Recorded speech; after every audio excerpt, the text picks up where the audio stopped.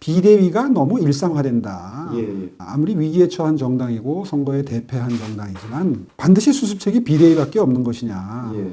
그 당에 정치를 오래 해온 분들이나 새로 당선된 분들 중에 분명히 수습할 수 있는 분들이 계실 텐데 왜 꼭 비대위여야 하느냐에 대한 근본적인 의문이 있었고요. 첫째는. 두 번째는 바깥에서 특정인을 모셔다가 비대위를 운영해서 당의 체질을 개선해 본다 한들 결국은 정치라고 하는 것은 그 정당이 주는 대국민 브랜드 이미지로 승부하는 것인데 국민들이 보기에 저 당은 자생력이 없어서 자체적으로 어떤 인물을 내부적으로 발굴해서 당을 개혁할 능력이 없기 때문에 외부인을 자꾸 모시는 거 아니냐라고 하는 인상을 줄 수밖에 없고 그렇게 되면 그 비대위원장이 당을 언젠가는 그 자리에서 물러나실 텐데 지금 뭐 한 1년 정도를 예상하고 있는데 물러난 이후에 과연 그동안 이루어졌던 개혁이 이루어졌다 하더라도 이루어졌던 개혁이 지속 가능하고 그 당의 체질적인 개혁이냐 체질화된 변화가 생겨난 것이냐에 대해서 국민들에게 어떤 평가가 이루어질 것이냐에 대한 우려죠. 그래서 우리 스스로 자체 동력에 의해서 외부의 뭐 도움을 받는 거야. 그거야 얼마든지 있을 수 있는 일이지만 외부에서 오신 분이 한 가운데 서서 진두지휘하는 모양의 비대위가 과연 국민들께 신뢰를 다시 회복하는 데 가장 효율적인 방법이냐 하는 데 대한 근본적인 문제 제기였습니다. 두 가지죠. 하나는 형식적인 면, 하나는 내용적인 면. 형식적인 면은 이제 모양상의 그 겉으로 비춰지는 당의 브랜드 이미지와 관련된 혁신입니다. 이건 결국 어떻게 젊은 사람들을 전면에 포진시키고 그분들의 의견이 당의 중요한 판단 근거로 판단 요소로 작용하느냐 하는 모습을 지속적이고 반복적으로 국민들께 보여드림으로써 저 노화된 정당이 이제 젊어지고 있구나라고 하는 브랜드 이미지를 만들어내는 것. 이것이 이제 가장 중요한 개혁 작업의 외형상의 변화라면 내용상으로는 국민들이 요즘에 현명하셔서 그 정도 갖고 넘어가질 않아요. 실제 그럼 뭐가 바뀌었느냐? 이걸 가지고 몇 개 고민을 해볼 필요가 있습니다. 첫째는 한 2, 3년 전에 미래라는 책을 냈는데 그 책에서 필요성을 언급을 했던 기본소득 제도입니다. 사실은 그 미래라는 책은 4차 산업혁명 이후에 생겨날 수 있는 사회 구조의 변화, 일자리 생태계의 변화에 발맞추어서 기본소득이라는 것이 왜 미국의 실리콘밸리의 일론 머스크라든가 또 빌 게이츠나 이런 선도적인 경제 활동을 하는 사람들의 입에서 이게 왜 튀어나오느냐 하는 문제의식을 가지고 들여다보니까 4차 산업혁명 이후에는 일자리가 줄어들 수밖에 없고 그러면 경제를 돌리기 위해서는 유효 수요가 창출돼야 되는데 요즘에 뭐 재난지원금 주는 거랑 비슷한 거죠. 쉽게 예를 들면 그렇게 해서 기본소득이라는 걸 가지고 일단 경제가 돌아가도록 해야 된다 하는 차원에서의 문제제기였는데 대한민국이 그런 제도적인 보완책을 도입하는 것에 대해서 충분히 공론화가 돼야 된다. 이제 이런 논의제기를 제가 한 적이 있습니다. 이걸 이제 우파 버전의 기본소득을 안심소득이다 이렇게 명명한 학자들, 전문가들도 있는데요. 그 우파 버전의 안심소득 제도를 도입할 것인지 혹은 청년 기본소득을 도입할 것인지 이런 것은 앞으로 논의를 거쳐봐야 되겠지만 이제 그런 논의가 김종인 비대위가 들어서면서부터 바로 논의에 불이 붙기를 저는 바랍니다. 서서히 지금 불이 붙고 있는 것 같습니다. 또 제가 그런 이야기를 며칠 전에 했더니 뭐 이게 무슨 사회주의 정책이다 이제 이런 댓글이 붙던데요. 아니 뭐 일론 머스크나 실리콘밸리의 경영자들이 사회주의자라서 이런 문제 제기를 하는 것은 아니거든요. 더군다나 기본소득 논의가 더욱더 활발하게 불이 붙어야 될 필요가 있는 것이 팬데믹, 다시 말해서 이 코로나, 이 바이러스 팬데믹 이후에 4차 산업혁명 이후에 비로소 벌어질 것으로 예상됐던 대량 실업을 비롯해서 일자리 생태계의 커다란 변화가 훨씬 더 빠른 속도로 우리 곁으로 다가올 수 있다 하는 사실을 많은 미래학자들 그리고 전문가들이 예측을 하기 시작했습니다. 그건 뭐 상식적으로 생각해봐도 전혀 틀리지 않은 예측이고요.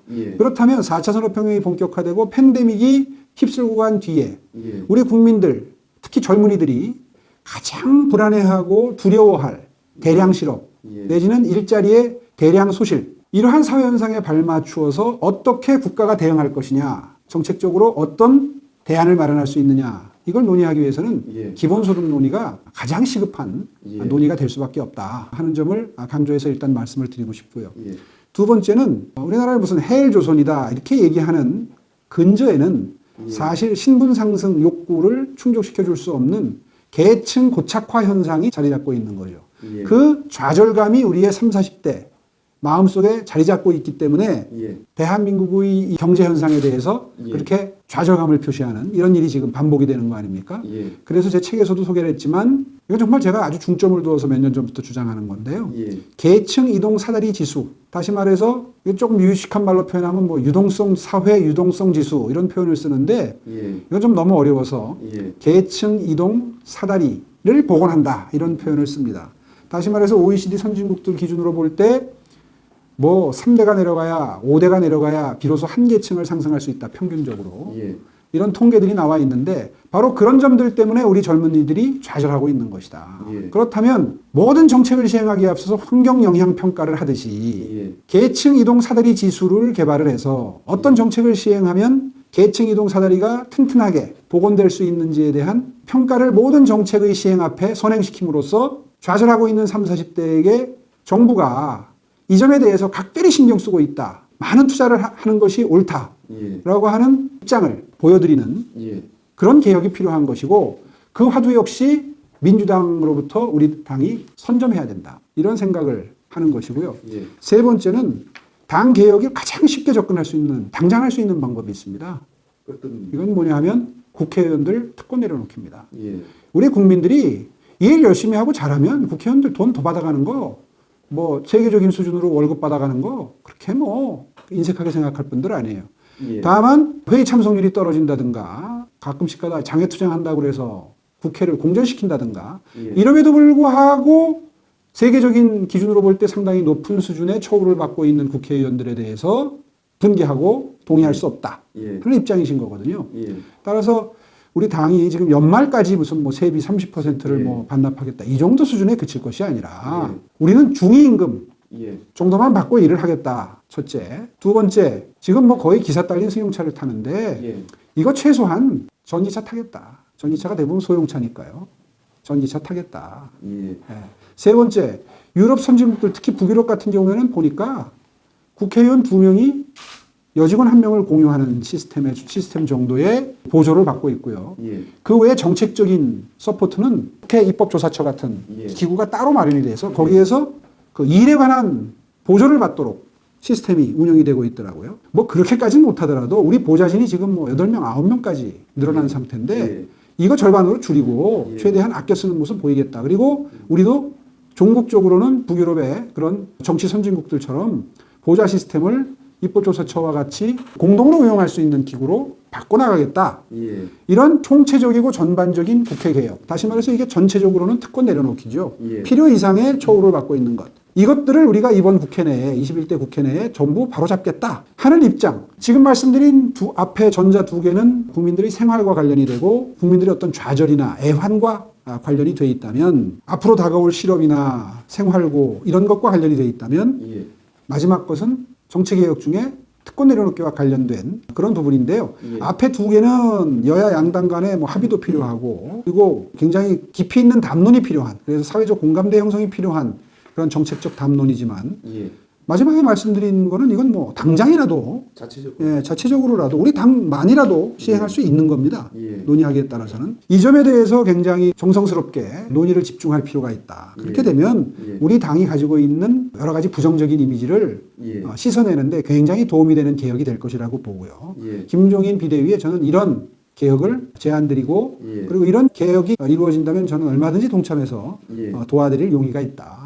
복지제도를 통폐합하는 게 전제가 돼야 되고 그리고 상당한 수준의 재원이 들어가는 것이 문제가 되기 때문에 보수 버전의 기본소득제도가 나온 것이고요. 간단히 설명을 드리면 안심소득제도는 하후 상박을 원칙으로 합니다. 그러니까 지금 전 세계적으로 논의되는 기본소득제도는 부유층이나 가난한 계층이나 똑같이 뭐 50만 원, 300만 원 이런 식의 액수를 지급하는 것으로 돼 있는데 보수 버전의 안심소득제도는요. 일정 소득 기준을 정해서 그 이상일 경우에는 오히려 세금을 내고 덜 받아가고 그 밑의 경우에는 세금도 내지 않고 많이 받아가는 균형을 맞추어서 훨씬 더 부익부 빈익빈의 해결책으로 작동할 수 있는 시스템을 고안을 한 것이고요. 예. 거기에 이제 그동안의 그 기초생활수급자들에게 주어지는 7가지의 혜택 중에 예. 몇 가지는 폐지를 하고 예. 그 대신 일률적으로 이런 혜택을 드림으로써 재원도 오히려 균형을 맞추고 예. 한번 자세히 들여다보시면요. 예. 지금 말씀하시는 그 재원의 문제라든가 예. 지속 가능성의 문제를 어느 정도 보완한 그런 보수 버전, 우파 버전의 기본소득 제도가 이미 여러 전문가들에 의해서 제안된 바가 있습니다. 그걸 제가 책에도 소개를 해놨으니까요. 예. 이제 그런 게 좀 참조가 되면 좋겠습니다. 아니 이제 뭐 예. 비대위가 출범하면 그 점에 대해서 예. 모든 의원들이 다 참여하는 예. 당론으로 새로 획기적인 입장을 정하게 되면 예. 몇몇 전문가들의 논의로 예. 그 문제를 풀어나갈 수는 없죠. 예. 당선된 분들 전원이 거의 다 관심 있는 분들은 다 참여하는 예.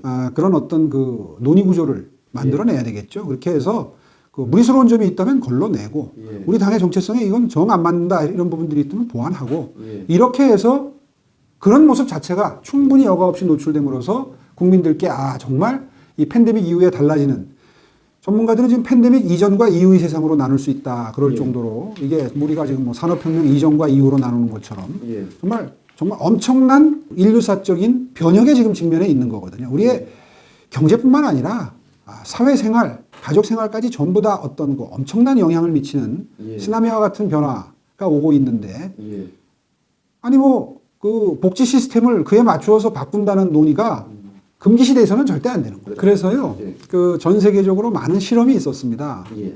선진국 같은 경우에는 뭐 네덜란드, 예. 그 다음에 핀란드, 예. 뭐 스위스, 예. 그 다음에 캐나다, 역사적으로도 뭐 1800년대부터 1900년대부터 예. 굉장한 실험들이 이루어졌었어요. 우리가 잘 예. 몰라서 그렇지. 예. 또 후진국의 경우에는 뭐 아프리카, 나미비아를 비롯해서 인도의 무슨 마을 뭐 이런 식으로 아주 후진적인 경제 구조를 가진 곳에서도 실험이 일어났는데 재미있는 것은 개발도상국일수록 예. 후진국일수록 훨씬 더 성공적이었다는 겁니다. 예. 어떤 근로의욕을 상실시키지 않는. 예. 그래서 이제 아프리카 화폐 단위로는 뭐 한 2만 원이 안 되는 월 예. 금액이 지급되는 기본소득 실험이 이루어졌는데 예. 나미비아의 그 실험은 굉장히 성공적이라서 예. 그 돈을 받았다고 해서 다른 경제 활동을 게을리하거나 돈을 더 벌려고 하는 의욕이 상실이 예. 아니더라는 거죠. 예.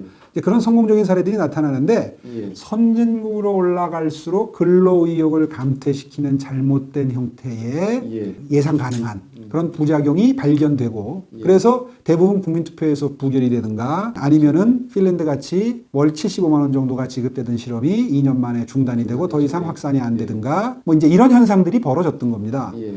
그래서 저소득층 복지를 대체할 수 있는 수단으로 지금 우파 버전의 안심소득 제도가 고안이 된 것이고요. 예. 어차피 여러 가지 형태의 명칭으로 예. 저소득층에게 지급되는 복지를 통폐합해서 이분들이 근로의욕을 상실하지 않고 이걸 어떤 재기의 발판으로 쓸 수 있는 예. 그런 기회를 예. 이 제도를 통해서 마련하자고 하는 것인데요. 예. 이번에 재난 기본소득을 지급하고 보고 계시지만 지역경제 활성화에는 확실히 효과가 있는 거죠. 예. 이분들은 돈을 받고 쓰지 않을 수 없는 분들이거든요. 예.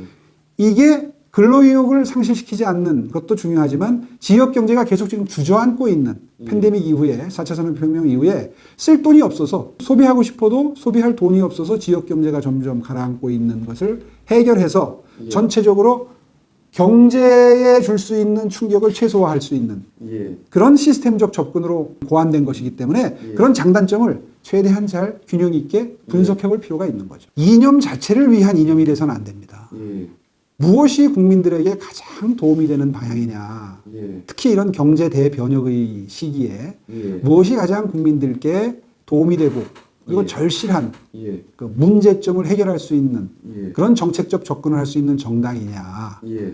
이것이 가장 중요한 판단 기준이 돼야 된다고 생각하고요. 첫째는. 예. 둘째는 보수 정당의 발전 역사를 보면 그 영국의 경우에 보면 끊임없이 현실의 사회 현상이 변하는 데 대해서 발맞추어서 예. 기존에 갖고 있었던 정강 정책의 의미를 재해석하고 적응하는 과정으로 장기 집권에 성공했고 정권 탈환에 성공했고 예. 그리고 생존해 왔습니다. 예. 정당의 역사가 그렇습니다. 예. 그런데 거기에 자꾸 상대방을 좌파로 규정하고 우리는 우파니까 우파의 정체성을 예. 더 강화해야 된다. 이런 주장할 수 있죠. 예. 그런데 과연 그것이 누구를 위한 무엇을 위한 이념이냐를 예. 늘 잊지 않고 마음속에 간직한 상태에서 예. 혁신을 이야기하고 국민께 다가가는 것을 이야기해야 된다. 왜냐하면 정당이라는 것은 집권을 해야 뜻을 펼 수 있습니다. 아무리 지고지선한 이상을 가지고 있다 하더라도 예. 집권하지 않고 이번처럼 소수 정당으로 전락하게 되고 그리고 뭐 대통령제 하에서 대통령의 자리를 빼앗기게 되면 예. 아무리 지고지순하고 이상적인 이상을 가지고 있다 하더라도 예. 펼 수 있는 기회조차 가질 수 없는 것이 현실이다. 그런 의미에서 볼 때 당 일각에서 무슨 뭐 당의 정체성 예. 논의하는 것 물론 충분히 논의가 돼야 되지만 그것이 무엇을 위한 어떤 기능을 하는 정체성이냐 예. 이 점에 대해서는 늘 잊지 않고 가슴속에 간직을 해야 된다. 다시 말해서 정권 재창출 내지는 정권 탈환이라고 하는 목표 역시 똑같이 중요한 가치가 돼야 된다. 예. 저는 그 점을 강조하고 싶습니다. 이른바 시대 정신이라고 하는 게 있죠. 예. 요즘 젊은이들이 전폭적으로 민주당을 지지하는 이유. 예. 그들이 비록 경제정책은 실패했고 빈익빈 부익부가 더 심화되는 이런 최악의 경제정책을 펴가지고 예. 우리들을 실망시키고 있다 하더라도 최소한 그 당은 예. 그 대통령은 우리 사회를 공정한 사회를 만들기 위해서 애쓰는 과정에서 실패했을 뿐이지 예. 그들의 속마음이 그렇게 허접한 저평가될 수 있는 그런 가치체계는 아니다라고 하는 신뢰를 심어준 것. 이것이 이번 총선에서 우리 당이 다수 의석을 확보하지 못하고 또다시 패배한 예. 근저에 있는 원인이라는 것을 분석을 한다면 예. 그에 발맞추어서 우리도 판단을 해야죠. 제가 요즘에 저희 당을 지지했던 분들과 대화를 나눠보면 가장 우려되는 것이 엄청난 좌절감입니다. 이번 총선 결과를 지켜보면서 이제 다음 대선도 물 건너갔다. 이런 말씀을 이구동성하세요. 제가 그런데 그분들께 이제 희망을 드리기 위해서 이런 말씀을 드립니다. 불과 4년 전에 민주당의 사정이 지금 우리 당과 똑같았다. 우리 민주당 내에는 대선 주자도 변변한 대선 주자도 없고 예. 이 뭐 정치 지형이 우리나라가 기울어서 완전히 앞으로 이 우파가 뭐 앞으로 20, 30년 장기 집권을 할 것이다. 예. 이런 좌절감에 젖어가지고 아까 말씀하신 것처럼 비대위를 끊임없이 시행하면서 그 위기를 돌파하기 위해서 엄청난 노력을 기울였던 절치부심의 시기가 민주당이 있었는데 그 시기가 불과 4년 전이다. 그런 말씀을 제가 그 좌절하는 분들한테 꼭 드리고 있습니다. 이분들 뭐 지금 대화 나눠보면 다음 대선도 힘들다. 이제 우리나라는 망했다. 우리가 어떻게 이런 나라에 계속 살 수가 있느냐.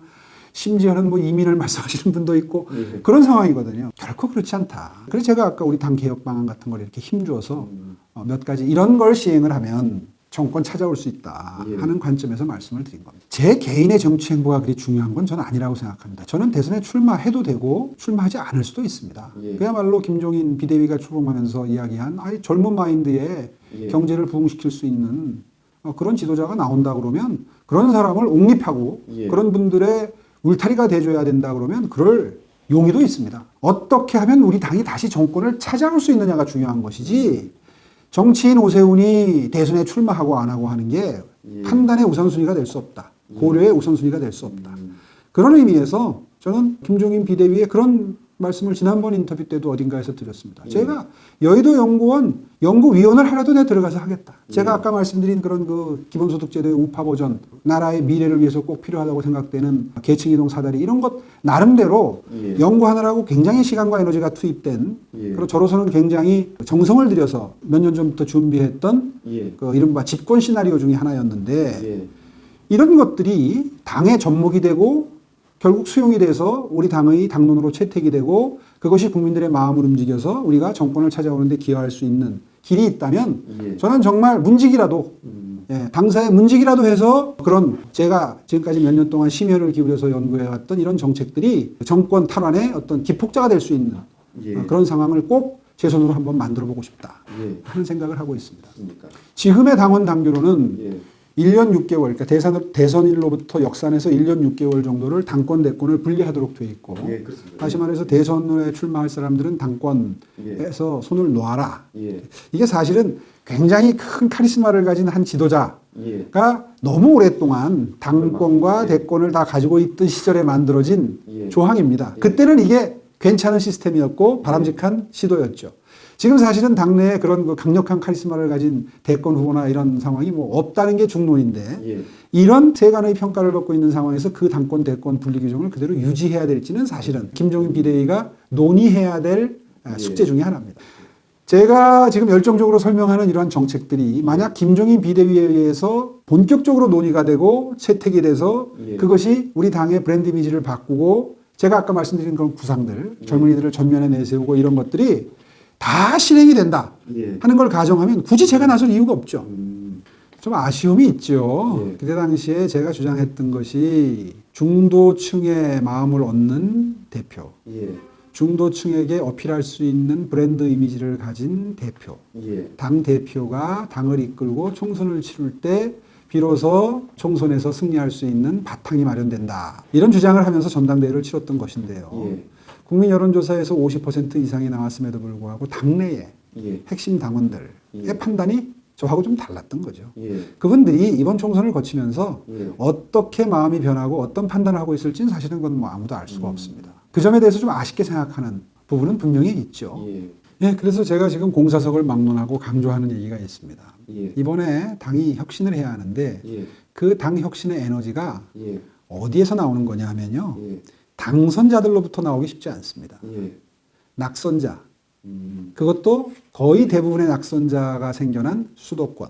예. 이 수도권의 낙선자들의 상황인식, 예. 위기의식, 예. 이런 것들이 변혁의 에너지가 될 때 비로소 변혁의 혁신의 제대로 된 방향이 잡힐 것이다. 예. 특히 수도권에 이번에 젊은 층을 많이 흡수를 했습니다. 많이 영입했습니다. 예. 그래서 지방에도 있지만 예. 젊은 출마자들이 수도권에 집중적으로 배충된 30대, 40대 초반의 젊은 후보자들. 이분들이 그동안에는 바깥에서 이론적으로 우파의 가치를 얘기하고 했던 대표적인 젊은 우파들입니다. 예. 그런데 그분들이 이제 현실 정치도 이번에 경험을 했습니다. 예. 정말 소중한, 예.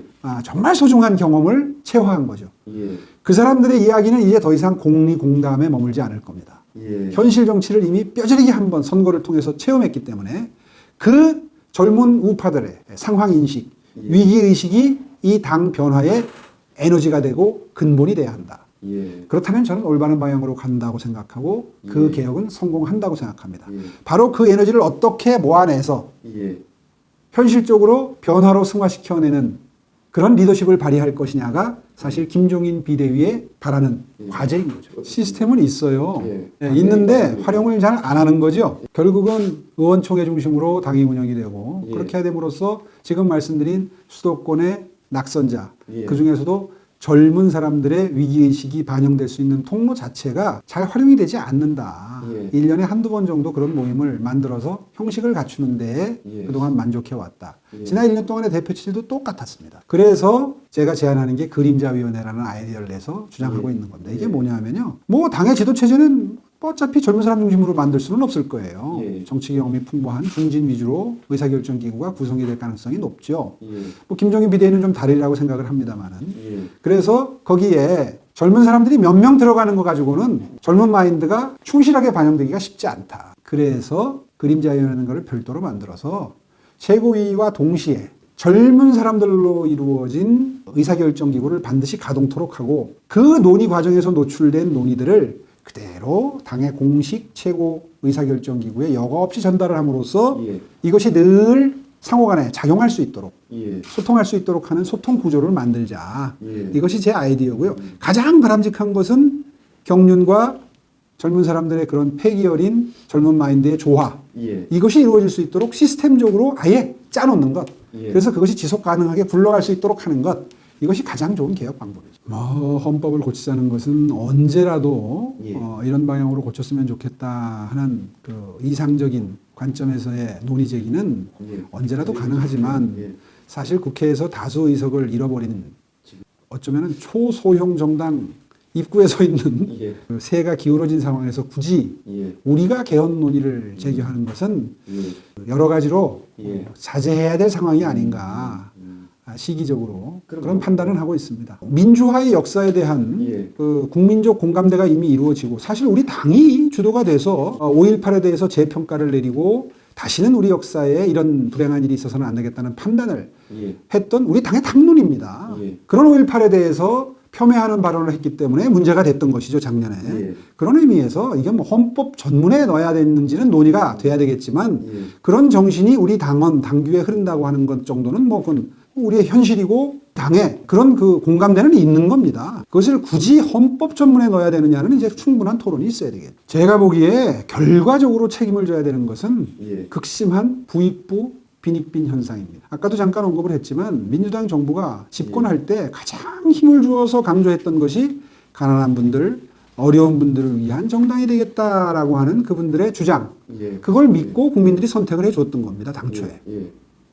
그런데 본인들이 힘주어서 시행을 했던 이른바 소득주 성당이라고 하는 국적불명의 외국에서 검증된 바가 없는 경제정책을 시행을 하는 과정에서 우리 당의 끊임없는 비판이 있었음에도 불구하고 고집스럽게 지금까지 집권 후반기까지 이제 이 정책을 지속하고 있는데 그 결과는 정말 비참하고 참담합니다. 소득 최하위 계층, 어려운 분들의 일자리가 사라졌고 소득액이 줄어들었고 그리고 심지어는 거기에 부동산 가격 앙등으로 인해서 자산 격차까지 벌어지고 있는, 다시 말해서 소득 측면에서 보나 자산 측면에서 보나 빈익빈 부익부, 가난한 분들이 훨씬 더 어려운 상황을 만들었다고 하는 데 대해서는 이 정부의 통계 총발, 통계 수치들이 너무도 명확하게 보여주고 있기 때문에 변명의 여지가 없다. 이 점에 대해서는 매일 사과해도 부족하다. 다른 정책들이 끊임없이 쏟아져 나오고 다른 사건과 이슈들이 쏟아져 나오기 때문에 이게 묻혀있을 뿐이지 이분들이 느끼는 생활의 애환, 고통, 정말 엄청난 고통 속에, 경제적 고통 속에 지금 빠져 계시는 거거든요.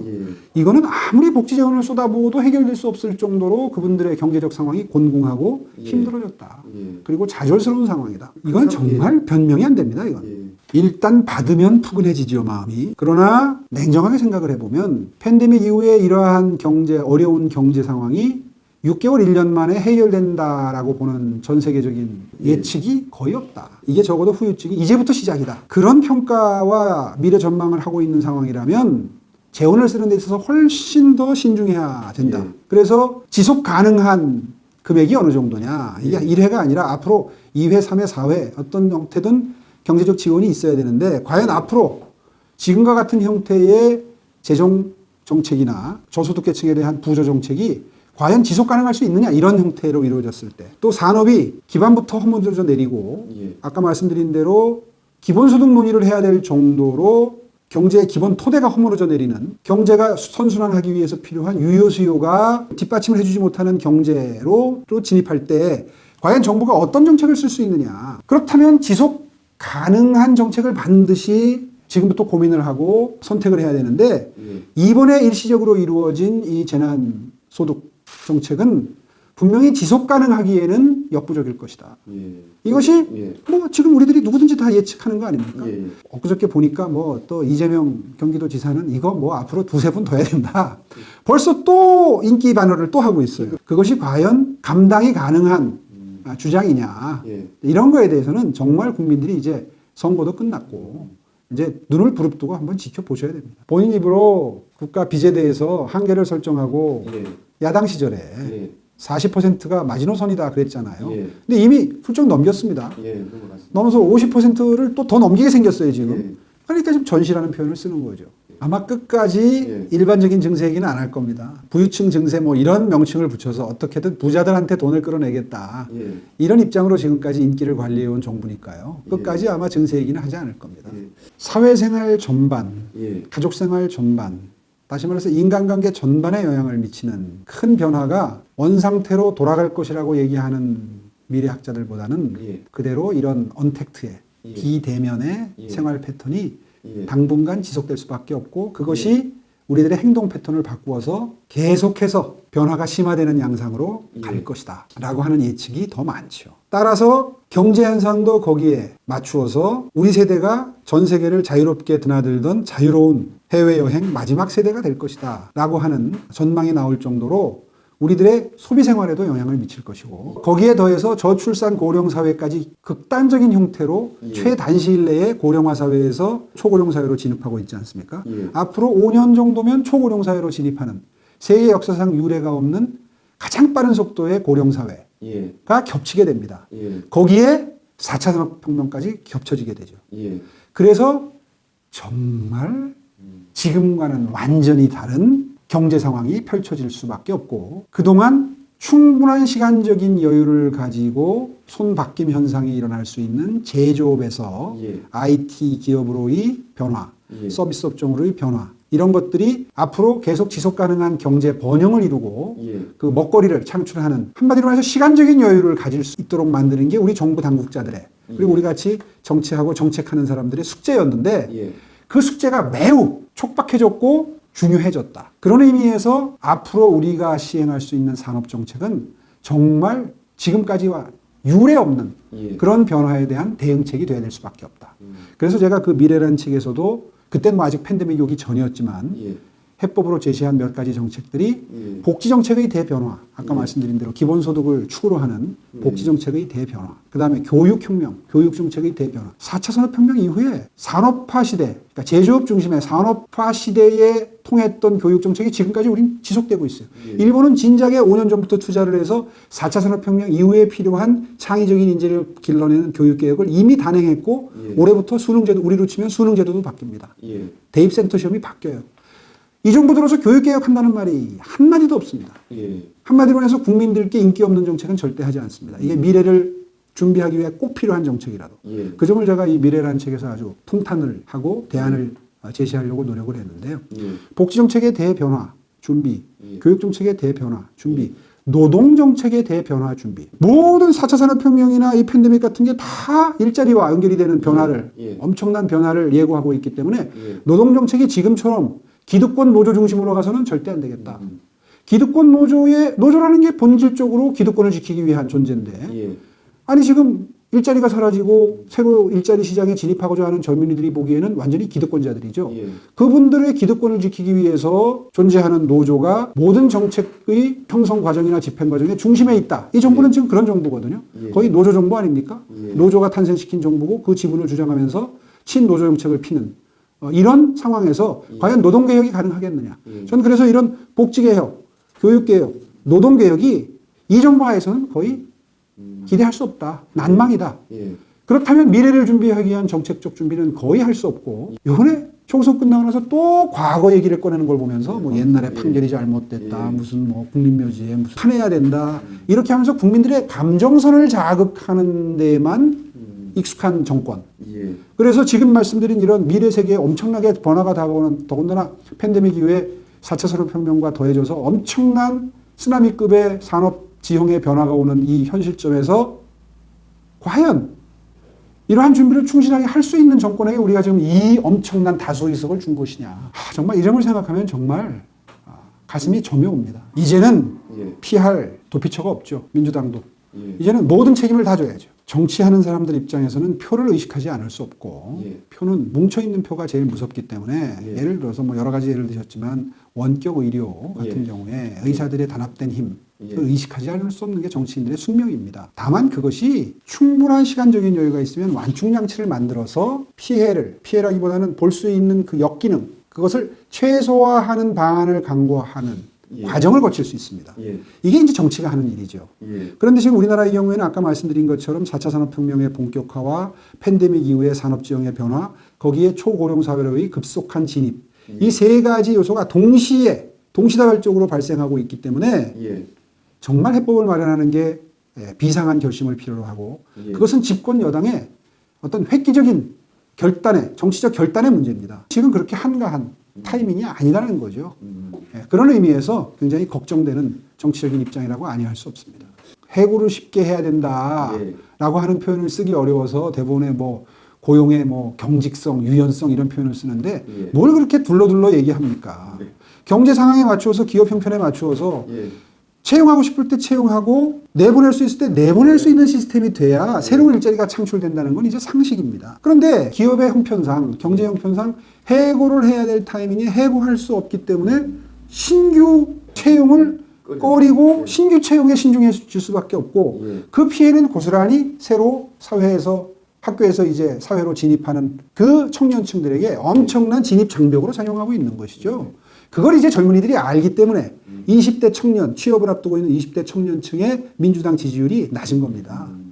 지금 우리는 뭐 젊은이들이 다 뭐 민주당을 좋아한다 이렇게 착각하고 있지만, 실제로 20대 취업을 앞두고 있는 청년들은 민주당의 그런 입장을 너무나 잘 알고 있고요. 그런 것도 민주당에 대한 낮은 지지율의 바탕을 이루고 있다, 저는 그렇게 생각합니다. 이른바 우파 정당의 큰 얼개죠. 그래서 확실하게 구제하기 위해서 이른바 기본소득 같은 획기적인 방안도 이제 고려해야 될 시점에 왔다라고 하는 그 입장을 지금 말씀드리는 겁니다.